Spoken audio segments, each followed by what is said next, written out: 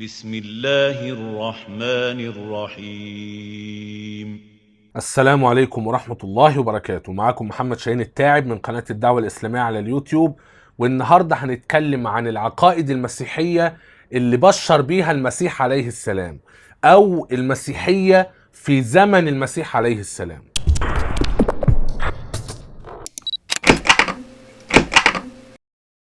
في البداية، لو انت مهتم بالحوار الإسلامي المسيحي ومقارنة الأديان والنقد الكتابي، يبقى انت لازم تشترك في هذه القناة. اضغط على زر الاشتراك الأحمر واضغط على علامة الجرس علشان تجيلك كل الإشعارات بكل الحلقات الجديدة. احنا قلنا ان احنا هنرتب المصادر المسيحية ترتيب تاريخي، وهنقسم التاريخ المسيحي للأقسام التالية. أولا، القرن الأول الميلادي هنقسمه قسمين: قسم حياة المسيح على الأرض، وقسم المسيحيين بعد رفع المسيح عليه السلام. وبعدين عندنا القسم اللي بعده آباء ما قبل نقيا، من بداية القرن الثاني الميلادي لغاية سنة 325 ميلادية، لغاية قبل مجمع نقيا. وبعدين عندنا فترة عصر المجامع، من مجمع نقيا 325 لمجمع خلقدونيا سنة 451، او لغاية بعثة النبي محمد صلى الله عليه وسلم وظهور الاسلام. قلنا لما نيجي نتكلم عن اول فترة خالص المسيحية في زمن المسيح عليه السلام، ايام حياته على الارض، اهم المصادر والمراجع هي كتابات العهد الجديد، الكتابات المسيحية من القرن الاول الميلادي. واهم كتابات العهد الجديد هي الاناجيل الاربعة اللي احنا بقالنا فترة بنتكلم عنها وعن مصداقيتها كمراجع تاريخية. النهاردة هنبتدي نقلب في الاناجيل الاربعة علشان ندور على اجابة سؤال في غاية الاهمية: ما هي العقائد المسيحية التي كانت موجودة ايام حياة المسيح عليه السلام على الارض؟ وما هي العقائد المسيحية التي علم وبشر بها المسيح عليه السلام؟ في ملحوظة في غاية الأهمية: لما بنيجي نطلع على نص الأناجيل الأربعة، بنلاقي غالبا إن نص الأناجيل الأربعة بيحتوي على 4 أنواع من الكلام. النوع الأول كلام منسوب للمسيح عليه السلام نفسه، وكلام منسوب لأشخاص آخرين المسيح عليه السلام كان بيتعامل معاهم وكانوا معاصرين له. والنوع الثالث والأخير هو كلام كاتب الإنجيل نفسه. فبالتالي لازم نفرق ما بين الثلاثة دول، أو على الأقل لازم نفرق ما بين تعليقات كاتب الإنجيل نفسه وكلام المسيح نفسه وكلام الناس اللي كانوا بيتعاملوا مع المسيح عليه السلام. فبالتالي ما يصحش ان احنا نساوي ما بين تعليق لكاتب الانجيل وما بين كلام المسيح نفسه، لان احنا مثلا هنجد في بداية انجيل يوحنا نص مشهور جدا هنتكلم عنه باكثر تفصيل وننتقده فيما بعد. بداية انجيل يوحنا بيقول: في البدء كان الكلمة، وكان الكلمة عند الله، وكان الكلمة الله. ودي من النصوص القليلة جدا اللي المسيحيين بيعتقدوا انه اعلان صريح عن الوهية المسيح. لكن هل هذا الكلام كلام المسيح نفسه، ولا هذا الكلام كلام شخص معاصر للمسيح نفسه؟ هذا كلام كاتب الانجيل مكتوب في اخر القرن الاول الميلادي، وما نعرفش على وجه التحديد مين اللي كتبه. فما يصحش ان احنا نعطي لكلام كاتب الانجيل قيمة اعظم من كلام المسيح نفسه. بالاضافة الى نقطة ايضا في غاية الاهمية: ان احنا بنتنزل. ولازم تكون فاهم النقطة دي كويس قوي. احنا بنقدر نثبت ان الاناجيل الاربعة ليست كتابات لها تمام المصداقية والموثوقية من الناحية التاريخية، وبنقدر نثبت ان الاناجيل الاربعة ما بينها وما بين بعض اختلافات وتناقضات، وده بيضعف من مصداقيتها وموثوقيتها. وراجعوا سلسلة تناقضات العهد الجديد اللي هنبدأ قريبا جدا نكمل هذه السلسلة بإذن الله عز وجل. فبالتالي احنا بنتنزل مع المسيحي ونناقشه في نصوص الأناجيل، وإلا فلازم نشير إلى إن أيضا في كلام كثير منسوب للمسيح عليه السلام نفسه في الأناجيل، واحنا مش لازم نقر إن المسيح عليه السلام بالفعل قال هذا الكلام. بل إنك لو سألت المسيحي إيه الدليل إن المسيح عليه السلام قال الكلام ده فعلا، مش هيقدر يجيب دليل. المسيحي لا يؤمن إن المسيح قال هذا الكلام إلا لأن كاتب الإنجيل بينسب هذا الكلام للمسيح. بمعنى المسيحيين بيؤمنوا ان المسيح قال انا والاب واحد، او انه قال انا في الاب والاب في. ودي من النصوص اللي المسيحيين بيستشفوا منها عقيدة ألوهية المسيح. هم بيؤمنوا ليه ان المسيح قال هذه العبارات؟ لان كاتب انجيل يوحنا بيقول ان المسيح قال كده. طب ايه الدليل ان بالفعل المسيح قال كده؟ ايه دليل صحة نقل كاتب انجيل يوحنا؟ كاتب انجيل يوحنا عرف منين ان المسيح قال الكلام ده؟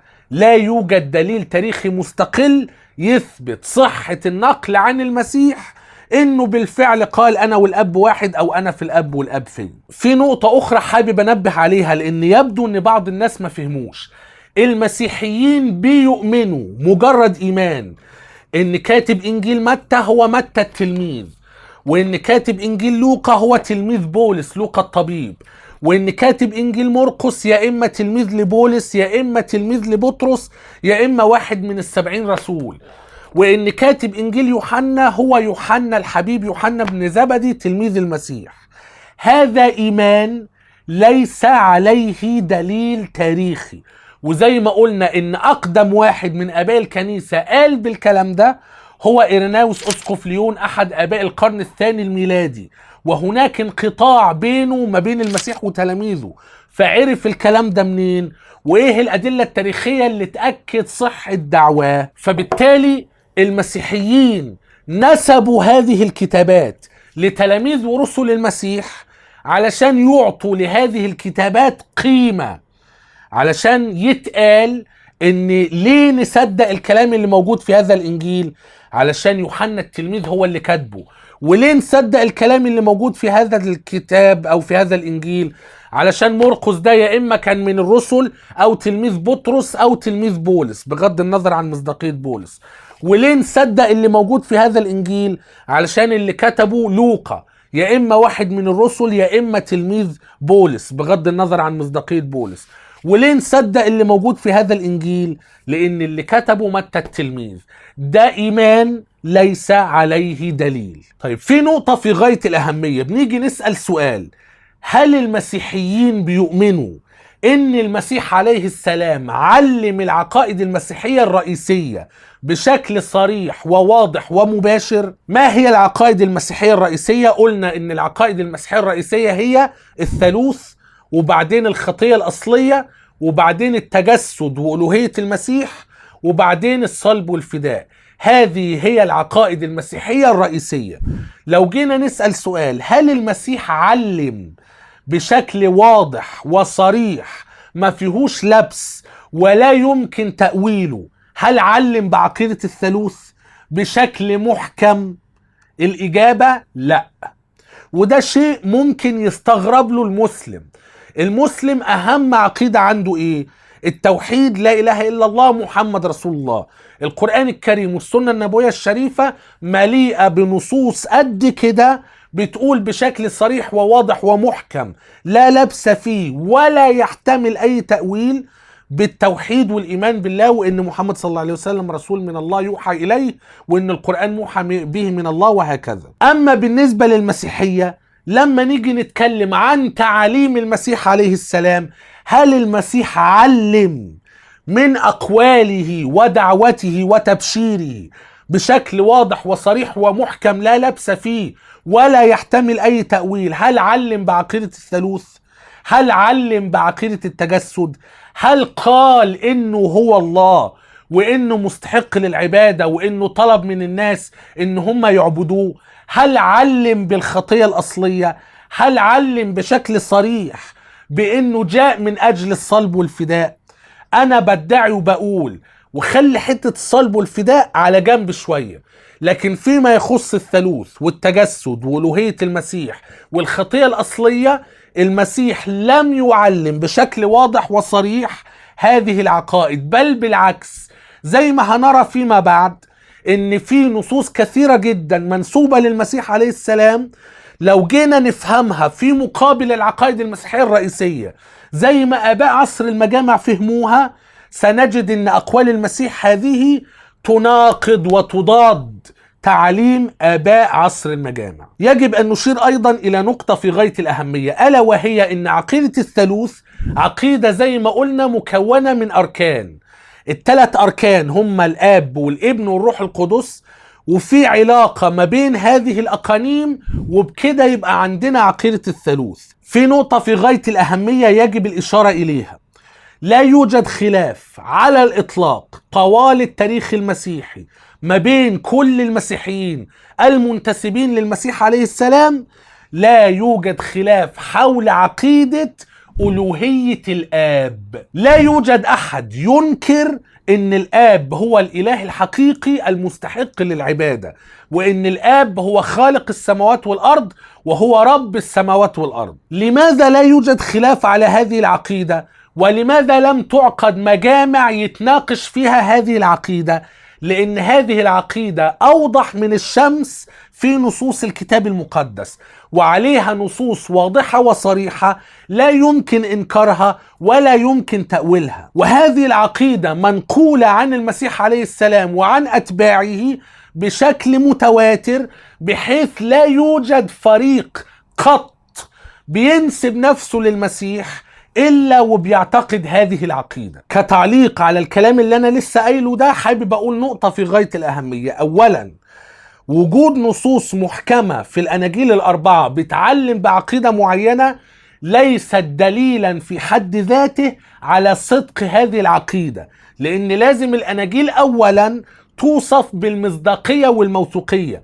لازم الأناجيل دي تكون من عند الله عز وجل، موحى بها من الله، علشان العقائد اللي اتعلم بيها الأناجيل تكون عقائد إلهية. ثانيا، إجماع كل المنتسبين للمسيح عليه السلام على عقيدة معينة ليس دليلا على صحة نسبة هذه العقيدة للمسيح عليه السلام، لأن احنا بنجد بشكل عام ان في انقطاعات كثيرة ما بين هذه الطوائف والفرق وما بين المسيح عليه السلام. وفي النهاية أنا أكاد أجزم ان العقائد المسيحية اللي عليها إجماع ما بين كل المسيحيين المنتسبين للمسيح عليه السلام، عدد هذه العقائد قليلة جدا، وإن هذه العقائد لا تكاد تختلف بشكل جوهري مع التصور الإسلامي للمسيحية والتعليم المسيح عليه السلام. لكن زي ما قلت قبل كده، بما إننا بنتنزل مع المسيحي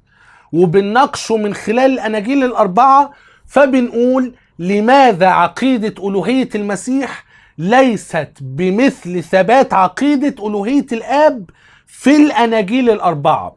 وليه ما فيش إجماع على عقيدة ألوهية الابن زي ما في إجماع على ألوهية الآب؟ في بقى سؤال في غاية الأهمية، بنقول: هل المسيح عليه السلام قال أنا الله؟ وهل قال للناس إنهم يعبدوه؟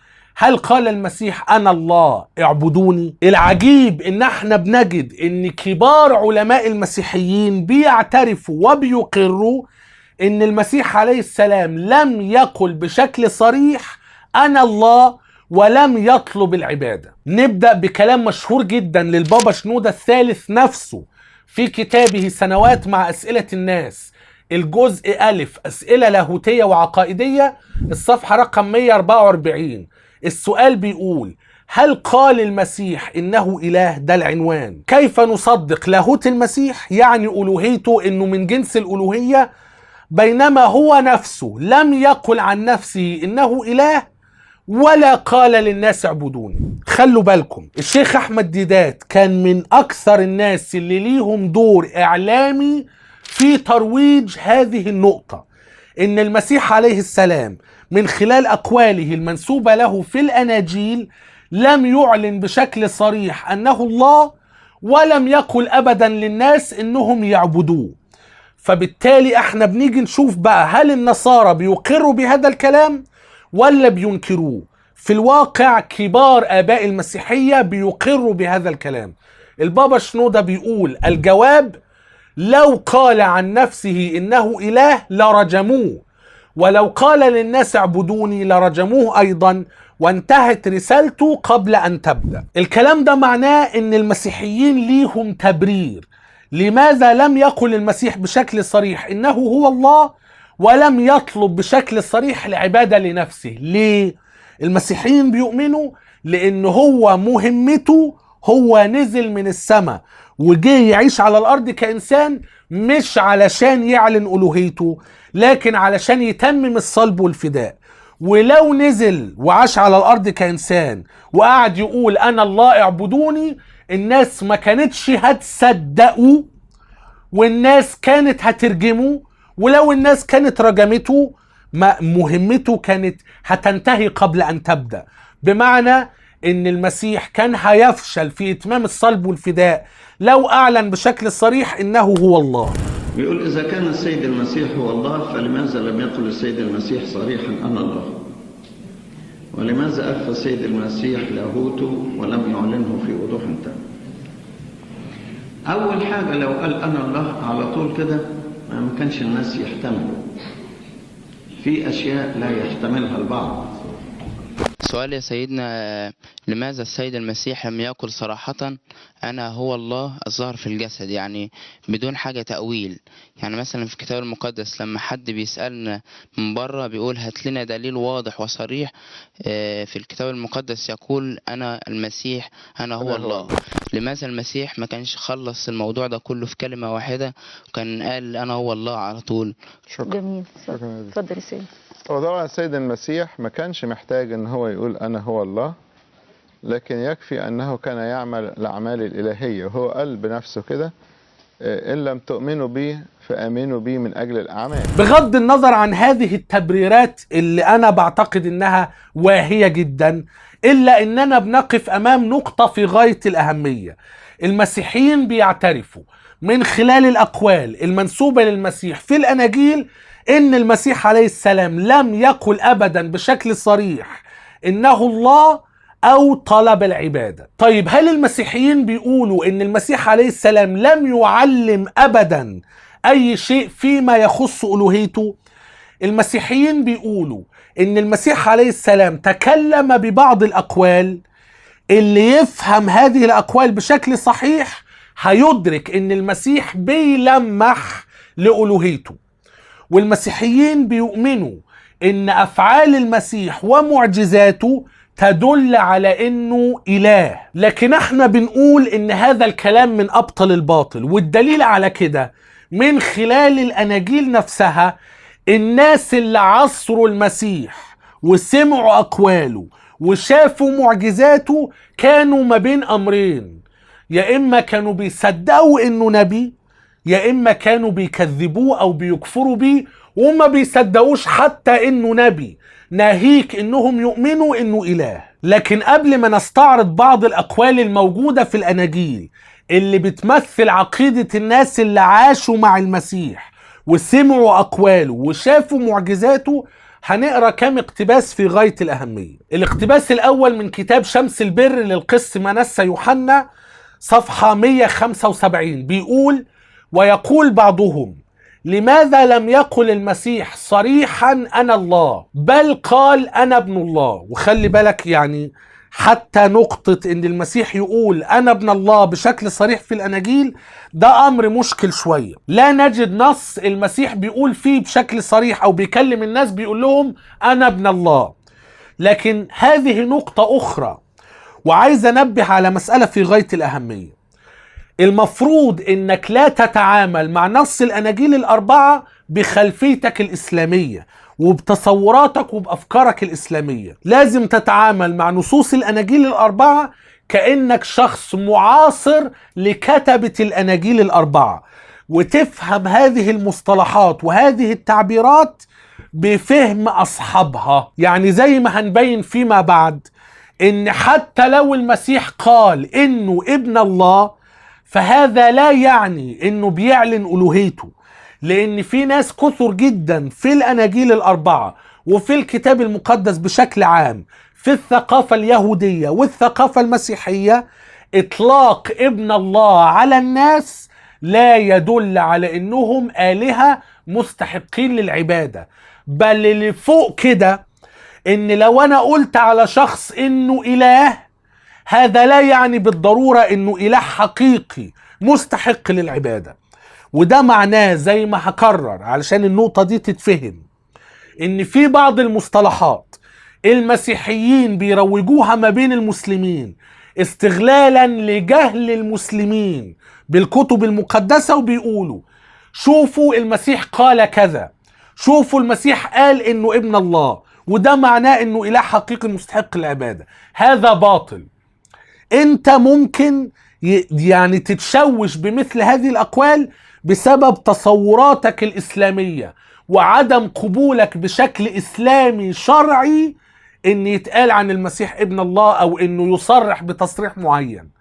لكن هذه التصريحات في ظروف نصوص الكتاب المقدس لا تدل بشكل صريح على ألوهية المسيح. نكمل الاقتباس. بيقول: لماذا لم يقل المسيح صريحا أنا الله بل قال أنا ابن الله؟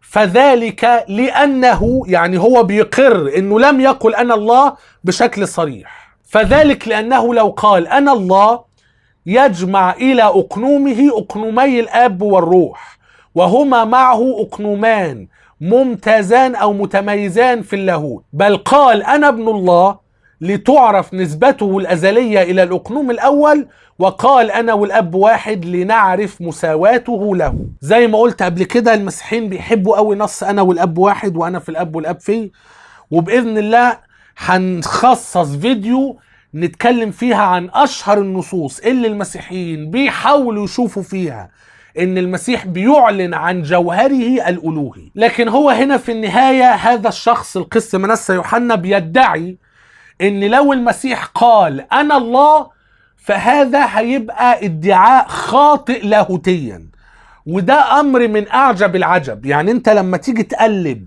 في كتب المسيحيين وتبحث عن إجابة سؤال لماذا لم يقل المسيح صريحا أنا الله، ستجد العجب العجاب. البابا شنودة يقول لك أصله لو قال كده الناس هتقتله ومش هتصدقه وهتنتهي مهمته قبل أن تبدأ. القس منسى يوحنا بيفتي وبيقول أصل المسيح لو قال أنا الله يبقى ده تصريح لاهوتي خاطئ، هيبقى بيجمع لأقنومه أقنومين تانيين. طب لو الآب قال أنا الله يبقى برضو الآب بيجمع إلى أقنومه أقنومين تانيين، ويبقى ده تصريح لاهوتي خاطئ. هذا من أبطل الباطل، لأن احنا بنجد في العهد الجديد لفظة الله للآب والآب هو الله واضحة وصريحة في نصوص كثيرة، والمسيحيين مش بيقولوا ان ده معناه ان الآب بيضيف لأقنومه أقنومين تانيين. لكن في النهاية بنلاقي اي حجج فاضية علشان يبرروا بيها لماذا لم يقل المسيح بشكل صريح انه هو الله في العهد الجديد. اقتباس اخر في غاية الاهمية ايضا من كتاب شمس البر للقس منسى يوحنا، الصفحة رقم 17، بيقول: بل انك تجد ان الانجيليين الثلاثة الاول رووا فقط حوادث المسيح دون ان يشيروا صراحة الى انه اله، كما أشار إلى ذلك يوحنا الإنجيلي الرابع. هنا نقطة في غاية الأهمية. أغلب المسيحيين بيؤمنوا إن كاتب إنجيل يوحنا الكاتب أعلن إن المسيح هو الله أو إنه إله. لكن زي ما قلت قبل كده لابد أن نفرق ما بين كلام كاتب الإنجيل وكلام المسيح نفسه. هنا في إقرار في غاية الأهمية، ألا وهو إن الأناجيل الثلاثة التانيين لا المسيح قال فيه بشكل صريح إنه الله، ولا حتى كتبة الأناجيل الثلاثة قالوا بشكل صريح إن المسيح هو الله. بمعنى إن لو احنا افترضنا إن كتبة الأناجيل بينقلوا الحوادث التاريخية اللي حصلت في أيام المسيح عليه السلام، وكاتب إنجيل يوحنا قال رأيه الإيماني بأن هذه الحوادث التاريخية دلالتها أن المسيح هو الله، رغم أنه لم يصرح بهذا بشكل صريح، كتبة الأناجيل الثلاثة الباقيين نقلوا الحوادث التاريخية اللي ما فيهاش تصريح، وهم أيضا لم ينقلوا إيمانهم إنه الله، أو إن هذه الحوادث التاريخية أو إن أقواله وأفعاله ومعجزاته بشكل عام تتأول على إن المسيح هو الله. لو احنا جينا نرتب الأناجيل بشكل تاريخي هنلاقي أقدمهم مرقس، وبعدين متى ولوقا. يوحنا في الاخر خالص. فلو قلنا ان يوحنا اخر انجيل هو الوحيد اللي بيقول ان المسيح هو الله، بنقدر نستشف في النهاية ان يا اما هذه العقيدة لم يعتقد بها كتبة الاناجيل الثلاثة وما كانتش موجودة اياميهم، وان ده دليل على التطور للعقيدة المسيحية، ان في اواخر القرن الاول بدأ في ناس تؤمن ان المسيح اله، يبقى ده دليل واضح على الغلو والاطراء وتطور العقيدة المسيحية. هذا الاعتراف بان المسيح اله مش موجود في الاناجيل الثلاثة، لا على لسان كتبة الاناجيل ولا في الاحداث التاريخية اللي هم نقلوها عن المسيح. وفي انجيل يوحنا الكاتب فقط هو الذي يشير الى ذلك، لكن الاحداث ايضا لا تدل. والمسيح حتى في انجيل يوحنا لم يعلن عن نفسه بشكل صريح انه اله او انه هو الله وقال اعبدوني. هنا بيكمل الاقتباس وبيقول: وذلك لانهم ارادوا ان يرسموا المسيح للعالم كما رأوه في حياته، لا كما كانوا يعتقدون فيه وقت تدوينهم كتابتهم. ودي مصيبة. هو بيحاول يبرر ليه كتبة الاناجيل الثلاثة ما قالوش ان المسيح هو الله او انه اله حقيقي مستحق العبادة. ده لان هم كانوا عاوزين يبقوا قال يعني امناء بينقلوا صورة المسيح بشكل تاريخي بغض النظر عن ايمانهم. طب انت عرفت ايمانهم منين اذا كانوا هم ما صرحوش بايمانهم في اناجيلهم؟